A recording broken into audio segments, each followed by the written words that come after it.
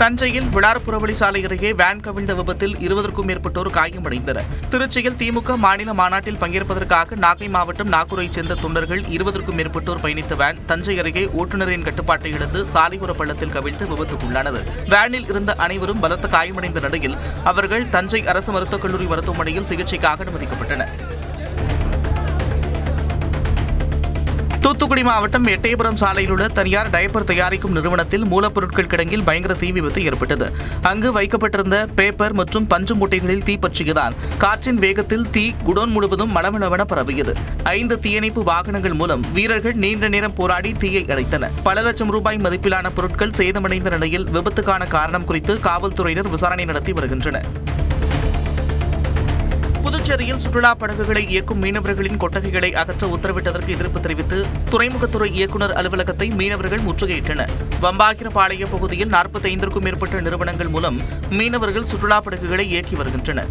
இதற்காக அமைக்கப்பட்ட கொட்டகைகளை 15 நாட்களில் அகற்ற துறைமுகத்துறை கடிதம் அனுப்பியது.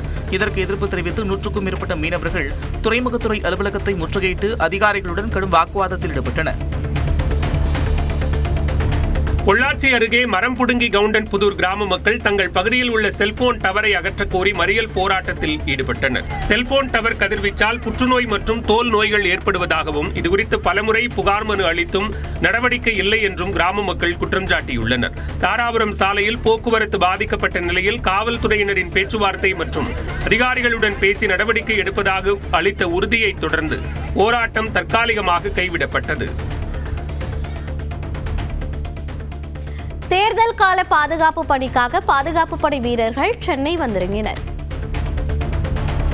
தமிழக சட்டப்பேரவைத் தேர்தல் நெருங்கி வரும் நிலையில் 600 துணை ராணுவப் படையினர் சென்னை வந்தடைந்தனர். பெரம்பூர் ரயில் நிலையத்திற்கு வந்த இவர்களை ஆவடி, தாம்பரம் மற்றும் திருவள்ளூர் மாவட்ட காவல்துறையினர் மலர்கொத்து கொடுத்து உற்சாகமாக வரவேற்றனர். தேர்தல் தேதி அறிவிக்கப்பட்ட பிறகு பொதுமக்கள் அச்சமின்றி வாக்களிப்பதை உறுதி செய்யும் வகையில் இவர்கள் முக்கிய வீதிகளில் விழிப்புணர்வு அணிவகுப்பு நடத்த உள்ளனர். முதற்கட்டமாக ஆவடி மாநகர காவல் ஆணையரக பகுதிக்கு பாதுகாப்பு பணிக்காக சுமார் 250 வீரர்கள் அனுப்பி வைக்கப்பட்டனர். சுகாதார ஊக்குநர்களின் பணிகளை மக்கள் நல பணியாளர்களுக்கு வழங்குவதற்கு எதிர்ப்பு தெரிவித்து சென்னையில் முற்றுகை போராட்டம் நடைபெற்றது. சைதாப்பேட்டை பனகல் மாளிகை அருகே திரண்ட உத்தா சங்கத்தினர் 10 ஆண்டு கால சேவையை அங்கீகரித்து 5000 ரூபாய் ஊதியம் வழங்க வேண்டும் என்று வலியுறுத்தினர். திடக்கழிவு மேலாண்மை பணிகளை தங்களிடமே மீண்டும் ஒப்படைக்க வேண்டும் என்றும் நிலுவைத் தொகையை உடனடியாக வழங்க வேண்டும் என்றும் முழக்கம் எழுப்பினர். திருவண்ணாமலை மாவட்டம் ஆரணியில் தனியார் கிளினிக்கிற்கு சிகிச்சைக்கு வந்த நபர் திடீரென நெஞ்சுவலியால் உயிரிழந்தார். செய்யார் பகுதியைச் சேர்ந்த அரிசி வியாபாரி மோகன் என்பவர் பரிசோதனைக்காக வந்த நிலையில் கழிவறைக்கு சென்றபொழுது மயங்கி விழுந்து உயிரிழந்ததாக கூறப்படுகிறது. தகவல் அறிந்து வந்த உறவினர்கள் கிளினிக்கை முற்றுகையிட்டு போராட்டத்தில் ஈடுபட்ட நிலையில் மருத்துவர் உதயகுமார் காவலர்கள் முன்னிலையிலேயே தப்பியதாக குற்றம் சாட்டினர். உடற்கூறு ஆய்விற்கு உடல் அனுப்பி வைக்கப்பட்ட நிலையில் விசாரணை நடைபெறுகிறது.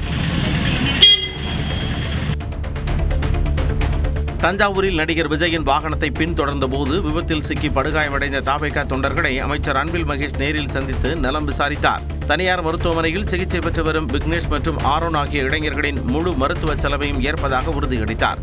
முன்னதாக தாவேகா சார்பில் பாதிக்கப்பட்ட இளைஞர்களுக்கு முதற்கட்டமாக 70,000 ரூபாய் நிதி வழங்கப்பட்டிருந்த நிலையில் அமைச்சர் செயலுக்கு குடும்பத்தினர் நன்றி தெரிவித்தனர். புதுக்கோட்டை மாவட்டத்தில் புகழ்பெற்ற திருப்பப்பூர் முத்துமாரியம்மன் கோவில் மாசிமக தேர் திருவிழா விமர்சையாக நடைபெற்றது. மா, பலா, வாழை உள்ளிட்ட முக்கணிகளால் அலங்கரிக்கப்பட்ட தேரில் அம்மன் எழுந்தருளி அருள்பாலித்தார். 5000த்திற்கும் மேற்பட்ட பக்தர்கள் பங்கேற்று பக்தி கோஷமிட்டு தேரை வடம்பிடித்து இழுத்து தரிசனம் செய்தனர்.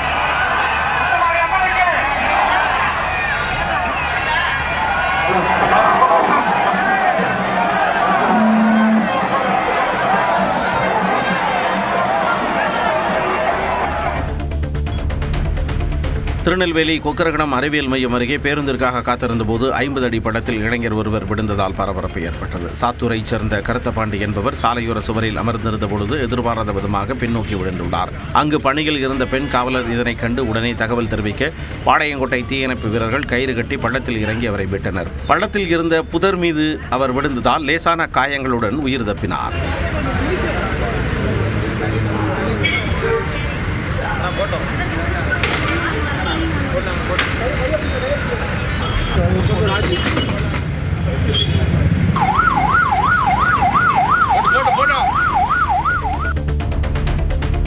தூத்துக்குடி வாவு சிதம்பரனார் துறைமுகம் புதுப்பிக்கத்தக்க எரிசக்தி சரக்குகளை கையாளுவதில் புதிய தேசிய சாதனையை படைத்துள்ளது.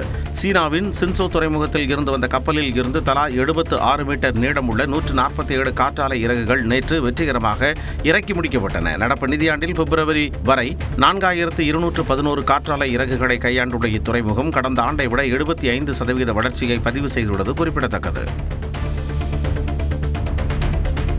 திருவண்ணாமலை அண்ணாமலையார் கோயிலில் நடிகர் கௌதம் கார்த்திக் தனது மனைவி மஞ்சிமா மோகனுடன் சாமி தரிசனம் செய்தார். கோயில் நிர்வாகம் சார்பாக அவருக்கு சிறப்பு வரவேற்பு அளிக்கப்பட்டது.